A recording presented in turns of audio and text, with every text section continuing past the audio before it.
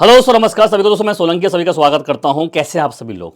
तो दोस्तों जैसा कि आप जानते हैं कि भाई आपका ईएमआरएस का पेपर हो गया है और दोस्तों उसके अंदर जो आईसीटी के सवाल आए थे वो किस तरह के सवाल थे और उनमें क्या उनके सही आंसर हैं दोस्तों, उस पर हम बात करेंगे यहाँ पर कंप्लीटली दोस्तों आंसर की पर।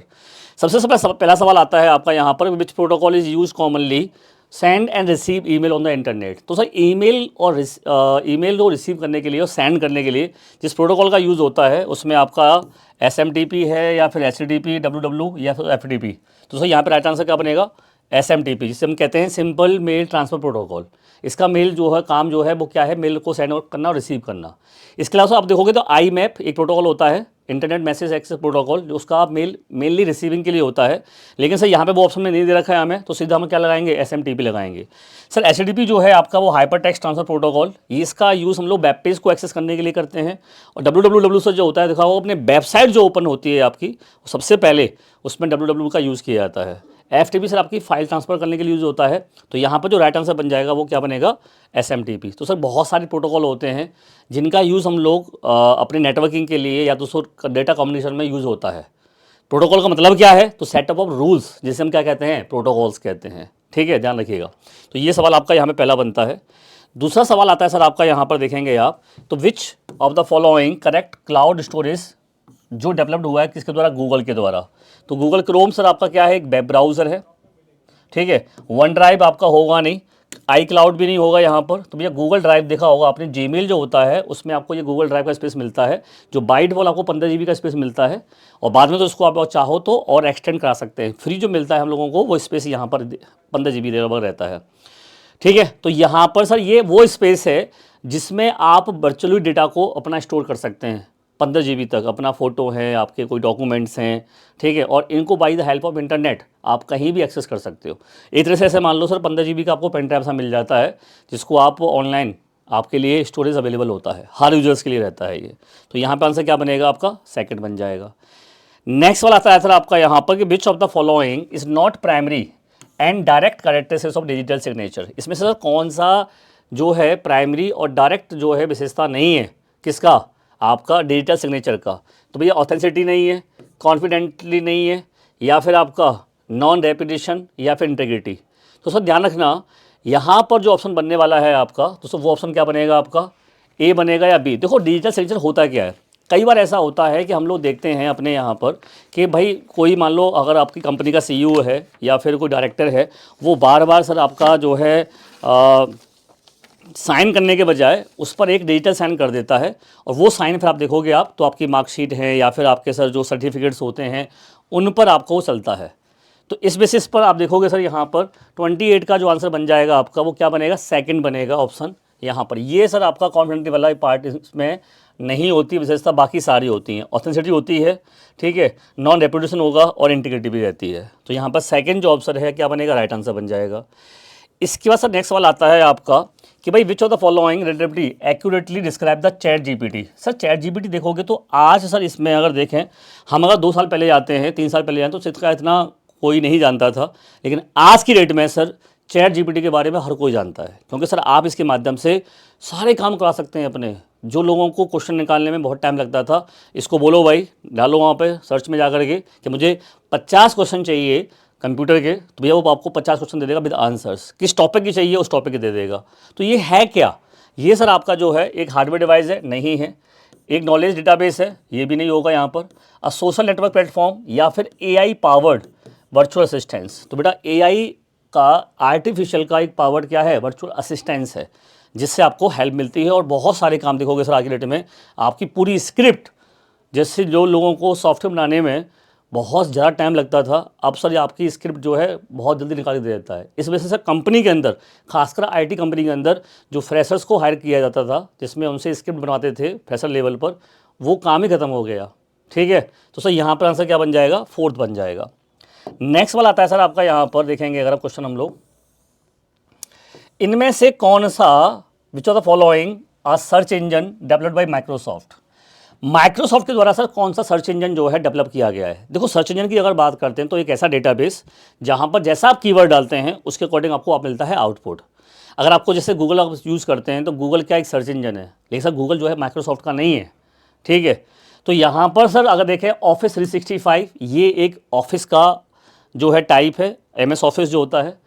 माइक्रोसॉफ्ट एज जो है ये आपका एक क्या है, वेब ब्राउज़र है जो माइक्रोसॉफ्ट का है, ठीक है। माइक्रोसॉफ्ट एक्सेस जो है ये डेटाबेस है, वो भी माइक्रोसॉफ्ट का है, लेकिन सर्च इंजन नहीं है। सर्च इंजन की बात करता हूँ तो सर्च इंजन क्या है आपका, माइक्रोसॉफ्ट बिंग। ये जो है आपका माइक्रोसॉफ्ट के द्वारा बनाया गया क्या है, सर्च इंजन है। तो यहाँ पर हमारा क्या बनेगा, राइट आंसर। तो ध्यान रखना दोस्तों, वेब ब्राउज़र में और सर्च इंजन में डिफरेंस होता है। गूगल क्रोम एक वेब ब्राउज़र है, गूगल एक सर्च इंजन है। वेब ब्राउज़र के अंदर ही सर्च इंजन क्या होता है, आपको कोई वेबसाइट ओपन होती है, अगर आपके पास वेब ब्राउज़र नहीं होगा तो सर आपका गूगल कहाँ ओपन करेंगे आप। ऐसे सर आप देखोगे लेटेस्ट जितने भी हमारी विंडोज़ हैं उसके अंदर आपको माइक्रोसॉफ्ट एज जो है इसका लेटेस्ट वेब आपका वर्जन जो है वेब ब्राउज़र का है, लेकिन सर उसमें अगर विंग जो है वो क्या है आपका सर्च इंजन। तो इस पर सवाल बनता है आपका।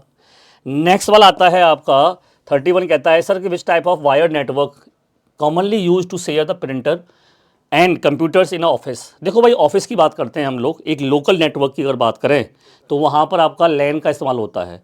मैन जो होता है वो मेट्रो सिटीज़ के अंदर जो है मल्टीपल, जब हम लोग ऑफिस को कनेक्ट करते हैं मल्टीपल ऑफिस को, तब वहाँ पर मैन होगा। लेकिन सर जब हम लोग एक स्टेट से दूसरे स्टेट की बात करें, एक देश से दूसरे देश की बात करें, वाइड नेटवर्क की बात करते हैं तो वहाँ पर हमारा वैन का इस्तेमाल होता है। तो सर यहाँ पर ना तो मैन होगा ना ही वैन होगा। पैन सर जो होता है वो पर्सनल एरिया नेटवर्क होता है, जो हम लोग अपने पर्सनल, जैसे ब्लूटूथ होता है, मोबाइल से आप ब्लूटूथ कनेक्ट करते हैं तो वहाँ पर हम लोग किसका यूज़ करते हैं, पैन का। तो सर यहाँ पे राइट आंसर क्या बनेगा, लोकल एरिया नेटवर्क लैन, ठीक है। तो ये यहाँ पे आंसर बन जाएगा। नेक्स्ट वाला आता है सर आपका यहाँ पर कि भैया इसमें फुल फॉर्म पूछा गया है किसका, गीगा बाइट, आपका गीगा बाइट का मतलब जीबी का, ठीक है। तो सर जीबी का फुल फॉर्म जो होता है, देखो सबसे छोटी यूनिट होती है आपकी बिट होती है, बिट से बड़ा फिर आपका निबल होता है, ठीक है। निबल से बड़ी आपका फिर क्या होता है, बाइट, ठीक है। बिट जो होता है वो 0 और 1 होता है, यानी कि ऑफ 0 का मतलब, और यहाँ पर ऑन होता है 1 का मतलब। निबल जो होता है वो 4 बिट के बराबर होता है, और सर आपका जो बाइट है वो 8 बिट के बराबर होता है। इसके बाद आता है किलोबाइट, फिर आता है मेगाबाइट, फिर आता है आपका गीगाबाइट। तो सर यहाँ पे ये बात कर रहा है किसकी, गीगाबाइट की। तो सर यहाँ पर जो आंसर बन जाएगा क्या बनेगा भैया, gigabyte is the right answer, ठीक है। तो ये आपके बाइनरी नंबर सिस्टम से सवाल पूछा गया है, जिसको लेकर के सर आपका जो कंप्यूटर है वो हमारा कंप्लीटली बाइनरी नंबर सिस्टम पे ही काम करता है, 10101 के फॉर्म में। तो ये इसका आंसर बन जाएगा। नेक्स्ट सवाल आता है सर आपका यहाँ पर, एक सवाल पूछा गया सर आपका इनपुट और आउटपुट डिवाइस को लेकर के, इनमें से भाई कौन सा आपका इनपुट डिवाइस है, कौन सा आपका आउटपुट डिवाइस है, ठीक है। तो सर इसको लेकर के अगर देखते हैं हम लोग, यहाँ बात करते हैं, ठीक है। तो यहाँ पर पूछा ये गया है सर कि इनमें से कौन सा आउटपुट डिवाइस है। सर जिनसे आपको आउटपुट मिलता है वो क्या कहलाएगा, आपका आउटपुट डिवाइस। जिनसे आप इनपुट देते हैं जैसे कीबोर्ड है, माउस है, स्कैनर है, ठीक है, ये सारे क्या हैं आपके सर, इनपुट डिवाइस हैं। प्लॉटर सर आपका डिवाइस ऐसा है जो प्रिंटर से बड़ी प्रिंटिंग करनी होती हैं, जैसे फ्लैक्स हो गए, बैनर्स हो गए बड़े बड़े, उसके लिए हम प्लॉटर का इस्तेमाल करते हैं, जिसमें 2 प्रकार के प्लॉटर होते हैं, एक फ्लैट बेड होता है, ठीक है, और एक आपका जो है बड़ा, जो बड़ी बड़ी प्रिंटिंग होती है, जैसे देखा होगा आप लोगों ने, बैनर्स बनते हैं, आपके नक्शे बनते हैं, मैप्स बनते हैं, उसमें यूज़ होता है प्लॉटर आपका। तो ये आपका हो जाए। अब सर आता है नेक्स्ट सवाल आपका यहाँ पर, बताइए भाई इनमें से 34 कहता है कि इनमें से कौन सा वैलिड ईमेल एड्रेस नहीं है। तो मेरे दोस्त यहाँ पे देखिए, माई नेम यहाँ पे लगाया है, डॉट लगाया है, और यहाँ पर सर ये लगाया है। अगर सर देखेंगे इसके अंदर तो भैया आपका कभी भी हैश का इस्तेमाल नहीं होता है ईमेल के अंदर। तो दोस्तों यहाँ पर ऑप्शन जो 4th है वो क्या बनेगा, राइट आंसर। और कभी भी इसमें स्पेस नहीं होता है ईमेल के अंदर, देखोगे आप, जैसे कोई मेल आईडी होगी तो उसमें प्रॉपर स्पेस नहीं मिलेगा। ये आपका पॉइंट बन जाएगा आपका यहाँ पर, ठीक है भाई। अब जीमेल सर यहाँ पे वैलिड इसलिए है क्योंकि सर जीमेल आईडी जो होती है वो क्या होगी आपकी, किसी न किसी भाई माई मेल, ठीक है, ये आपका यहाँ पे बनेगा नहीं। तो भाई यहाँ पे आंसर बना लो ये वाला।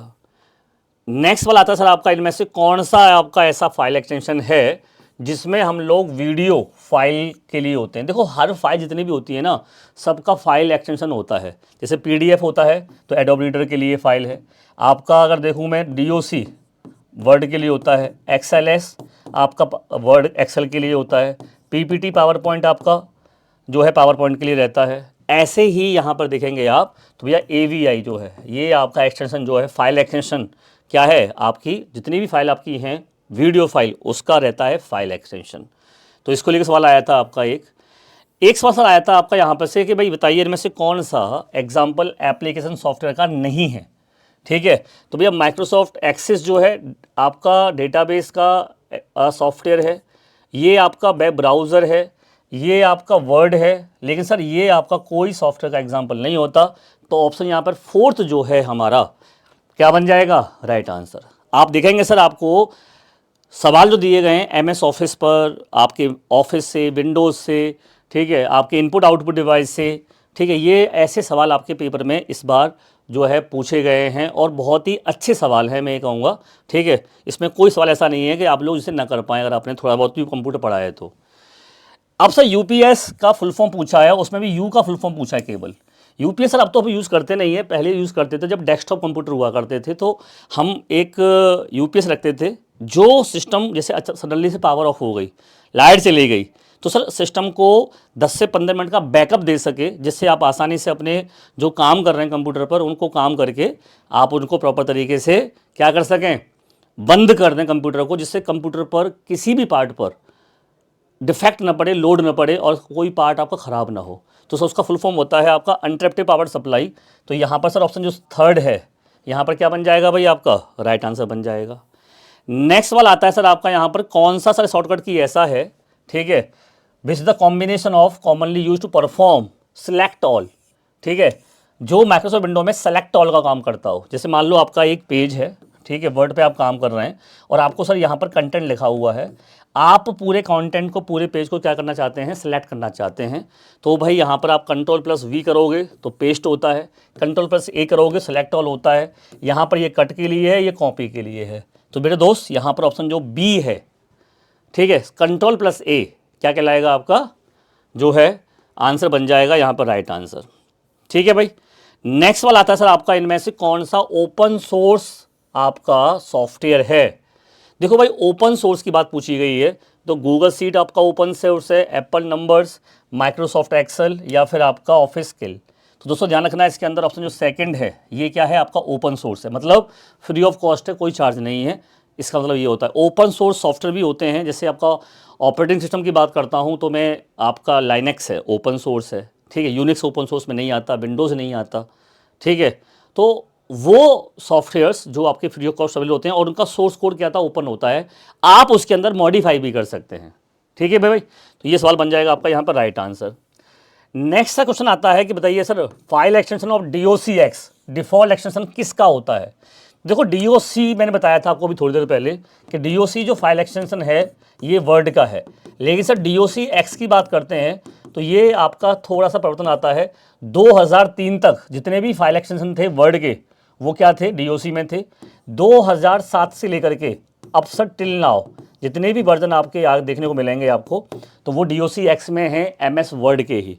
तो मेरे भाई यहाँ पर MS वर्ड फाइल आपका ये रहा, यहाँ पे आंसर बन जाएगा।